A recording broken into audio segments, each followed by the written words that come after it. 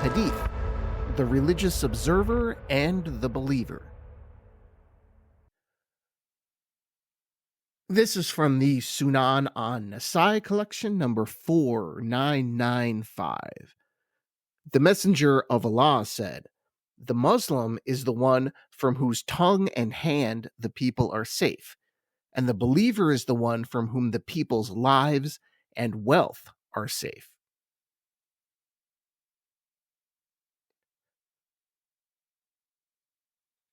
Have you ever thought about why you are not a criminal? As in, what is it that prevents you, that prevents me from doing evil things, bad things for personal gain? For all of us, deep down, there are so many things we wish we could do, but we don't do. And I'm not talking about, say, eating a dozen donuts in one sitting. I'm talking about big things, illegal things. Just pick your secret vice, whatever it is. Something big and dark and illegal, that's important. Something that, if you were to do it, you would be facing severe punishment from your government. Now, truly ask yourself, have I not done any of these things because I fear law enforcement? Or have I not done any of these things because I know that God would not like it?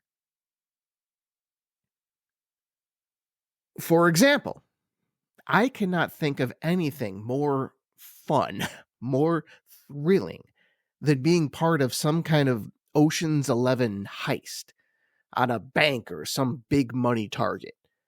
I know it would be exhilarating, and just as importantly, it would get me a whole heap of money. You'd be set for life. Easy street. However, as you might guess, I haven't done this. I have never been inside a bank vault, and I would never try to break in real life. Now, I would not do that, and I can easily declare that. I know that. But why? Well, that's the harder part. The why. Now, obviously, those who steal large sums of money seldom get away with it, and I don't want to go to prison. And is that what stops me? The fear of the government? And if I look into my heart and I realize that, given the opportunity, let's say I was invisible and I could just walk into a bank and take everything in it. If I would do that, am I really a moral person? Am I a believer in the eighth commandment? Or am I simply a coward?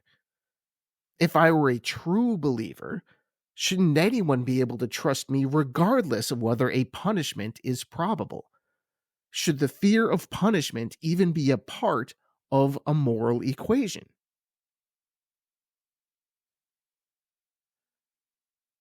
Now, my guess is that Muhammad would say no.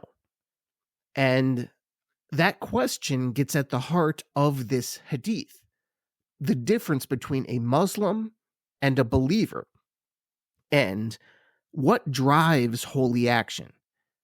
And it's an interesting use of terms here from Muhammad, a Muslim being the lower rank and a believer being a higher rank. I suspect this was when Muhammad was dealing with many professed Muslims, but many who were not actual true believers. Now, in this case, the Muslim is the person who does not slander or assault people, the things the community cannot tolerate and is going to punish. But the believer, someone whose heart has been transformed, that person can be trusted completely with the people's money and their very lives. The believer will conduct business without cheating anyone, regardless of who is looking over his shoulder or what punishment might possibly be coming. The believer is not good for fear of punishment. The believer doesn't even desire anything that does not belong to him. The believer is someone you can leave with a stack of cash, and not only would he not steal it, he would fight to the death to defend it from thieves. You could lock him in a room with your wife for days and he would never touch her. Again, not for fear of reprisal, but out of simple virtue, the habit of morality, doing the right thing without question simply because you know it is right. That's the believer here. And which one are you? If we're speaking honestly, you are probably a combination of both. Pretty much all of us are. If you happen to be a saint, God bless. I most definitely am not. And that's okay. We are tempted. We are human.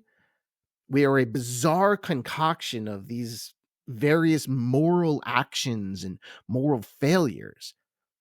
But Muhammad is pointing us in a direction here, away from morality for the sake of convenience and toward morality for its own sake.